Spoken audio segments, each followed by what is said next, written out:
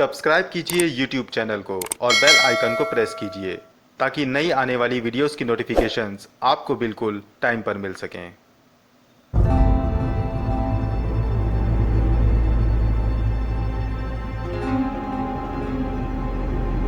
खूनी शैतान से सभी को बचाकर उमर जहां काफी खुशी महसूस कर रही थी। सभी लोग अब अपने घर वापस आकर चैन की जिंदगी जीने लगे थे। लेकिन कहीं दूर, उस जगह से काफी दूर, किसी की सिसकियां उसके गम के समुंदर की गहराई को बयां कर रही थी। वो एक औरत जात थी जो तन्हाई में बैठी हुई रोती जा रही थी। काली अंधेरी रात में वो अकेली बियाबान में थी। उसके काले और लंबे बाल जो कि उसके चेहरे पर बिखरे हुए थे काफी भयानक लग रहे थे।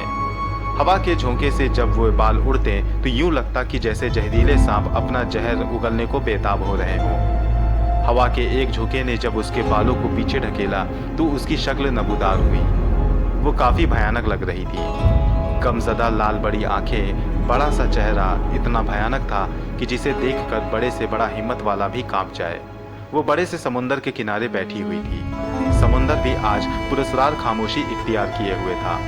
उस औरत ने अपने सामने पड़ी हुई लाश को देखा और फिर जोर जोर से रोने लगी। शायद उसका कोई अपना उसे छोड़कर चला गया था। लेकिन आखिर कौन थी ये औरत? ये जानने के लिए हमें उसके जहन में चल रही बीती यादों के समुंदर में उतरना होगा। ये वो यादें हैं जब वो 4 साल की थी। ये यादें तभी से शुरू होती हैं। उसके पहले का उसे ठीक से याद नहीं, लेकिन जब वो 4 साल की थी तब वो अक्सर खेलते हुए समुंदर के किनारे पर आ जाया करती थी। कभी कभी तो वो यहाँ के लोगों को तंग भी करती, लेकिन उसकी अम्मी उसे हमेशा ऐसा करने पर टोक देती। वो कहती, बेटी अक्सा, इस तरह किसी भी इंसान को तंग नहीं किया करते। ऐसा करने से खुदा हमसे नाराज हो जाएंगे। उनके ऐसा कहने पर अक्सा उनसे कहती, लेकिन क्यों अम्मी? इस पर उसकी अम्मी उससे कहती, क्योंकि खुदा ने हमें सिर्फ ये छूट दे रखी है कि हम इंसानों की दुनिया में बेरोक टोक आ जा सके, लेकिन उनको तंग किए बिना। अगर कोई भी जिन इंसान को तंग करता है तो उस पे खुदा का कहर नाजिल होता है। तंग करने का काम शयातीन ही लोग करते हैं। इस पर बड़ी मासूमियत से अक्सा कहती, ठीक है अम्मी, मैं कभी भी किसी इंसान को तंग नहीं करूंगी। बीता हुआ ये पल जब उस औरत को याद आया तो उसकी आंखों में अश्कों की धार निकल पड़ी। यकीनन यही अक्सा थी। उसने सामने पड़ी हुई लाश के माथे पर अपना हाथ रखा और फिर उसे कुछ याद आया। जब वो 16 की थी तो इंसानी दुनिया में घूमने निकली। उस वक्त रात का माहौल था। वो सड़क पर घूमते हुए चली जा रही थी। तभी उसे घुटन महसूस हुई और फिर अचानक उसके चारों ओर आग का एक गोला नबूदार हुआ, जिसमें अक्सा किसी पिंजरे में बंद पंछी की तरह छटपटाने लगी। उसका दम घुट रहा था। वो घुटनों के बल वहां बैठ गई और उसने नजर उठाकर देखा कि उसके सामने एक अधेड़ उम्र का अजीब सा इंसान गोल दायरे के बाहर खड़ा हंस रहा था। अब मिली है मुझे अच्छी सी जिन, अब इससे हर तरह के काम लूंगा मैं। ये अल्फाज उसी इंसान के थे। वो काले इल्म में माहिर था और अपने इल्म की बदौलत उसने अक्सा को कैद कर लिया था। अक्सा उसकी बातें सुनकर घबरा गई, लेकिन तभी एक अजीब सा मंजर देखने को मिला। एक बड़ा सा बिल्ला जो वहीं खड़ा सब कुछ देख रहा था, उसने अचानक उस इंसान पर हमला कर दिया। वो इंसान उससे बचने की कोशिश करने लगा, लेकिन उस बिल्ले ने उसे कई जगह से जख्मी कर दिया था। वो इंसान खुद को बचाने के लिए काले इल्म का इस्तेमाल करने लगा, लेकिन उससे उसका कोई फायदा न हुआ। उल्टा वो बिल्ला एक जिन की शक्ल में नबूदार हुआ। यकीनन वो कोई बिल्ला नहीं बल्कि जिन्न था। और फिर काफी देर तक दोनों में मुकाबला होता रहा। आखिरकार जीत उसी जिन्न की हुई। वो उस आदमी को हराकर अक्सा को वहां से दूर ले गया। ये पहली बार था जब अक्सा उससे मिली थी। अक्सा ने उसका शुक्रिया अदा किया और उसका नाम पूछा। उसने अपना नाम जमाल बताया। बदले में अक्सा ने अपना नाम भी बताया। अक्सा ने कहा कि बहुत प्यारा नाम है तुम्हारा। फिर उन दोनों में दोस्ती होती चली गई और ये दोस्ती धीरे धीरे गहरी होती गई। ये दोस्ती हद से ज्यादा गहरी हो गई। फिर थोड़ी मशक्कत के बाद दोनों का निकाह करवा दिया गया। दोनों अपनी जिंदगी की नई शुरुआत कर चुके थे। लेकिन तभी समुंदर की एक लहर ने अक्सा के चेहरे पर पानी के छींटे मारे। बीती यादों से अक्सा बाहर निकल आई। और एक बार फिर गमज़दा होकर वो रो पड़ी। कुछ देर रोते रहने के बाद वो एक बार फिर न जाने कब यादों के समुंदर में डूबती चली गई। उसे याद आया जब जमाल पर किसी इंसान के कत्ल का इल्जाम लगा था। जमाल ने एक पूरे परिवार को कत्ल कर दिया था। जब जमाल को जिन्नातों के बादशाह के सामने पेश किया गया तो उसने बेधड़क अपना जुल्म कबूल कर लिया, क्योंकि उसके हिसाब से उसने कोई गलत काम नहीं किया था। उसका कहना था कि उस परिवार के एक बुजुर्ग ने काले इल्म की बदौलत उसकी अम्मी और अब्बू को कैद कर दिया था और उनको गुलाम बनाकर वो उनसे गुनाह करवाना चाहता था। अम्मी और अब्बू के मना करने पर उस इंसान ने काले इल्म की बदौलत उसके अम्मी अब्बू को हलाक कर दिया। बस इसी बात का बदला लेने के लिए उसने उस बुजुर्ग के पूरे परिवार को मौत के घाट उतार दिया। बेशक जमाल ने ये बहुत ही बड़ा गुनाह किया था, उसके साथ गलत हुआ था, लेकिन उसे इस तरह पूरे परिवार को कत्ल नहीं करना चाहिए था। जिन्नात के बादशाह ने उसे सजा सुनाई और उस पे कहर दिल करवा दिया। उसे कैद खाने में डालकर काफ़ी अजियतें दी गई और वो तड़पता रहा। इस घटना ने उसके दिलों और दिमाग में सभी के लिए नफरतें पैदा कर दी। फिर न जाने कैसे उसे शैतान की पनाह मिल गई और शैतान की मदद से वो कैद खाने से भागकर काफ़ी दूर निकल आया। अब वो शैतान की पूजा करने लगा और शैतान ने भी उसकी मदद करनी शुरू कर दी।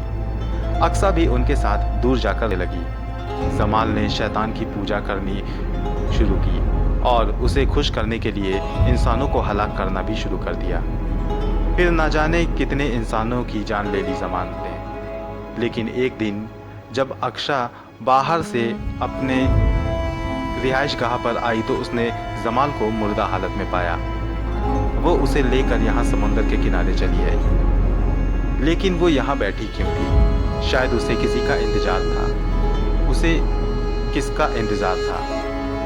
उसका इंतजार खत्म हुआ। उसने देखा कि दूर समुंदर में लोगों की भीड़ इकट्ठा हो गई। अक्सा अपनी जगह से उठी और उसके साथ ही जमाल की लाश भी हवा में उठ गई। वो लाश अक्सा के आगे आगे बढ़ती गई और अक्सा उसके पीछे पीछे चलती गई। धीरे धीरे वो उस भीड़ में शामिल हो गई जो बीच समुंदर में इकट्ठा हुई थी। वो सब शैतान के नुमाइंदे थे। सभी जमाल की लाश को देखकर हैरत में पड़ गए। सब आपस में सरगोशियां करने लगे। अरे ये तो जमाल है, आखिर इसे किसने मारा? सभी आपस में यही बातें कर रहे थे कि तभी एक बड़े से जिन्नात ने कहा, सभी लोग शांत हो जाओ, शैतान देवता हाजिर हो रहे हैं। तभी वहां पर एक अजीब सा खौफ फैल गया। देखते ही देखते वहां एक शैतान नबूदार हुआ। उसे देखकर सभी उसके आगे सजदे करने लगे। उसने सभी को बैठने का इशारा किया। आइश में कौन खड़ा उतरा?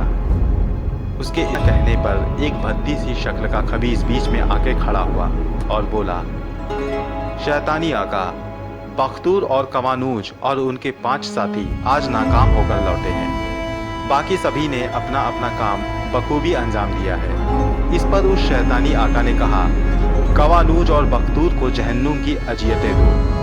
अगले 50 सालों के लिए उन्हें आग में झोंक दो। उसके हुक्म की तुरंत तामील शुरू हुई। फिर लोगों ने अपनी आजमाइशों में कामयाबी पाने के बारे में बताना शुरू किया। कोई बोला, आज मैंने 100 लोगों को इबादत करने से रोका, तो कोई बोला, आज मैंने 50 घरों में लड़ाइयाँ करवाईं। किसी ने कहा कि उसने कत्ल करवाए, तो कोई बोला कि उसने लोगों का ईमान भटकाया। सबको उस दिन का इनाम मिला। फिर उस शैतान आका की नज़र अक्सा पर पड़ी। वो बोला, क्या हुआ? आखिर तुम रो क्यों रही हो? इस पर अक्सा ने उसे सारी दास्तां बयां की। अक्सा की बातें सुनकर वो शैतान आका बोला, तू फिक्र मत कर अक्सा, हमारे आका इब्लीस की खातिर तेरे जमाल ने अपनी जान कुर्बान की है। लेकिन तू ये मत भूल कि आकाए इब्लीस तुझे तेरा जमाल लौटा भी सकते हैं। इस पर अक्सा बोली, हाँ, मैं अपने जमाल को पाना चाहती हूँ। मेरी दरख्वास्त हमारे आका इब्लीस तक पहुँचा दो। ये सुनकर शैतान आका बोला, आका इब्लीस सब जानते हैं, तुम्हें तुम्हारा जमाल लौटा देंगे, मगर इसके लिए तुम्हें भी जमाल की तरह अपनी जिंदगी इब्लीस को देनी होगी और इब्लीस की शहज़ादा बनना होगा। अक्सा बोली, मैं सब कुछ करने के लिए तैयार हूँ। इस पर शैतानी आका ने कहा, तो आज और अभी से अपने पुराने मजहब को छोड़कर इब्लीस को अपना खुदा मान लो और दुनिया में फैले हुए सभी इंसानों को इब्लीस की राह पर चलने को तैयार कर दो। उसके इरादों को पूरा करने में उसकी मदद करो। इंसानों में फसाद करवाओ, उन्हें ईमान और मजहब से दूर करो। उनके जहन में लालच और हवस की ऐसी छाप छोड़ो कि वो अपने फायदे के लिए किसी का भी नुकसान करने से ना कतराएं। भटकाओ और दुनिया को जहन्नुम में बदल दो, ताकि इंसान को पैदा करने वाले को पता चले कि उसका बनाया हुआ इंसान जहनी रूप से कितना कमज़ोर है। जब तुम शैतान और उसके नुमाइंदों को खुश करोगी तो इब्लीस तुम्हें 100 जिन्नातों पर बादशाहियत देंगे। उनके जरिए तुम अपने जमाल का बदला ले सकोगी। उसके ऐसा कहने पर अक्सा बोली, बदला? हाँ, मैं लूँगी बदला, मगर मेरे जमाल को किसने मारा है? इस पर शैतान आका बोला, इंसानी दुनिया में रहने वाली आधी जिन और आधी इंसान इफरीती जिन की पैदाइश है। नाम है उसका उमर जहां। उसी ने तुम्हारे जमाल को कत्ल किया है। उसके अंदर इंसान और जिन्नात दोनों के गुण हैं। काफी खतरनाक है वो। उसी ने तुम्हारे जमाल को कत्ल कर दिया है। उमर जहां का नाम सुनते ही अक्सा की आंखों में अंगारे उतर आए। उसने उमर जहां को कत्ल करने का इरादा कर दिया। उसने इब्लीस को अपना खुदा माना और सजने में गिरकर बोली, ऐ शैतानी आका, मेरा पैगाम हमारे खुदा इब्लीस तक पहुंचा देना।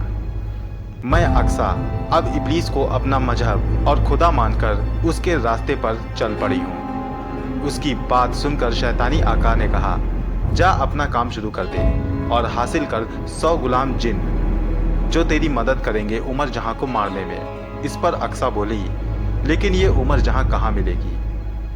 इस पर शैतानी आका ने कहा, उमर जहां तुम्हें अगले कस्बे में मिलेगी। वो इंसानी शक्ल में अनवर अली नाम के हकीम के यहाँ रहती है। ये कहकर वो शैतान वहाँ से गायब हो गया और उसके साथ ही उसके नुमाइंदे भी जमाल को दफना कर अपने अपने रास्ते पर चले गए।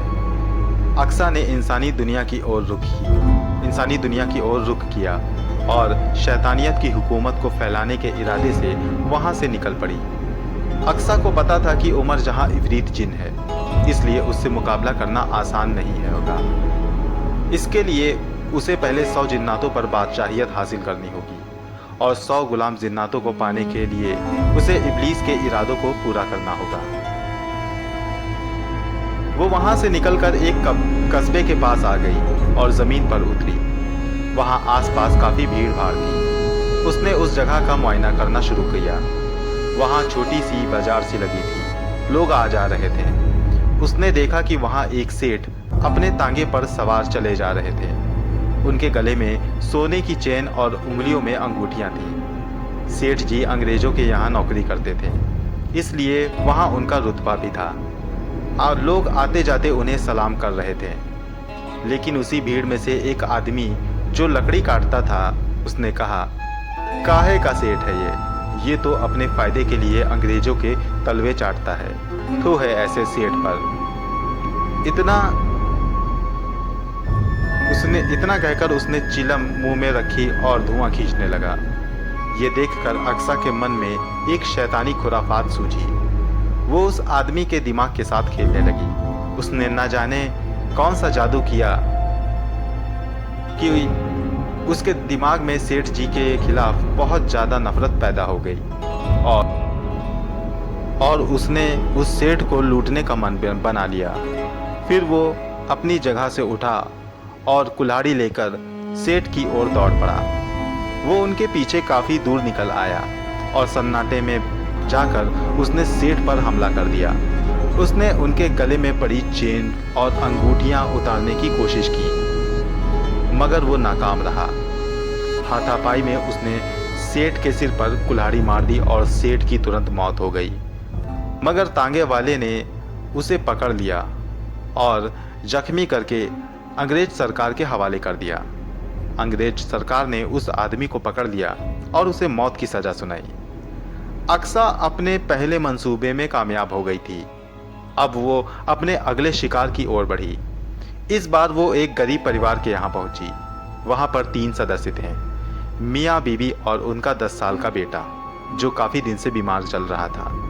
दवा से कोई फ़ायदा ना हो रहा था। इसलिए वो लोग अपने बेटे के लिए दिन रात दुआ करते थे।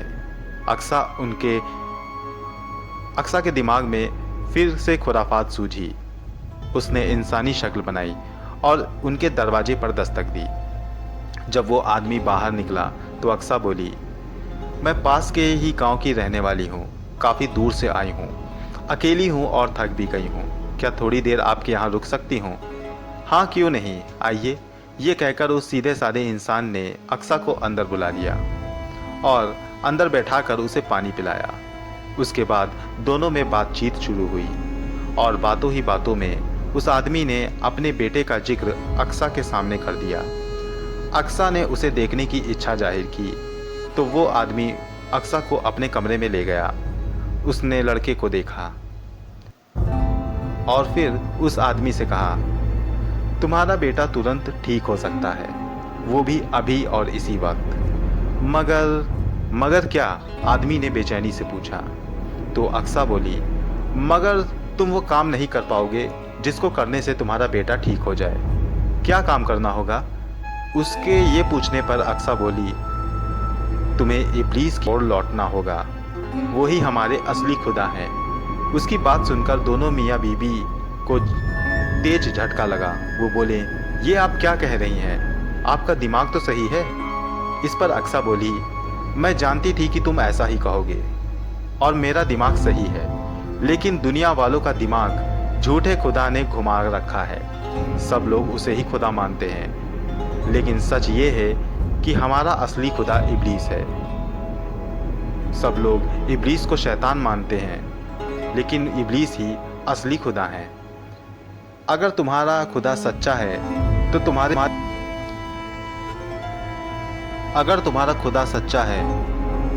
तो तुम्हारे बेटे को वो ठीक क्यों नहीं करता? आखिर क्या गलती है तुम्हारे बेटे की जो इसको ये सजा मिल रही है? क्या एक बार दुआ करने से तुम्हारा खुदा तुम्हारी नहीं सुनता? क्या तुम्हारे खुदा को इस छोटे से बच्चे पर दया नहीं आती? खैर, मैं ज़्यादा दबाव नहीं डालूंगी। शायद इब्लीस ने मुझे यहाँ जानबूझकर थका दिया ताकि मैं आपके बेटे को ठीक कर सकूं, क्योंकि हमारा खुदा इब्लीस किसी को तकलीफ़ में नहीं देख सकता। इतना कहकर उसने अपनी आंखें बंद की और लड़के पर अपना जादू चलाया। देखते ही देखते लड़के की सारी परेशानियां ठीक होने लगी। अभी तक जो लड़का दर्द से कराह रहा था वो एकदम ठीक हो चुका था। अक्सा वहां से उठी और वहां से जाते जाते बोली, अगर इब्लीस को अपना खुदा मानकर अपनी जिंदगी इब्लीस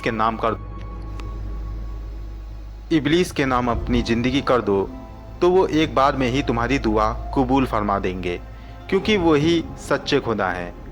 अपने बच्चे को इस तरह ठीक होता देखकर दोनों मियाँ बीवी काफ़ी खुश हुए, मगर उनका ईमान भटक चुका था। वो दोनों अक्सा की बातों में आ गए। उन्होंने भी इब्लीस को अपना खुदा मान लिया और अपने मजहब को छोड़ दिया। इसी तरह अक्सा ने पूरे दिन में 7 लोगों का ईमान भटकाया और शाम को समुंदर के बीच जाकर शैतानी अदालत में अपने किए कामों को बयान किया। उसकी बात सुनकर शैतानी आका बहुत खुश हुआ। उसने इसी तरह जल्दी जल्दी लोगों को भटकाने के लिए अक्सा को कहा। अक्सा अब पूरी तरह शैतानी फौज का बन चुकी थी और वो निकल पड़ी थी अपने अगले शिकार की ओर। दोस्तों, ये कहानी आपको कैसी लग रही है हमें कमेंट बॉक्स में लिखकर ज़रूर बताएं। मिलता हूँ अगली बार, तब तक के लिए गुड बाय।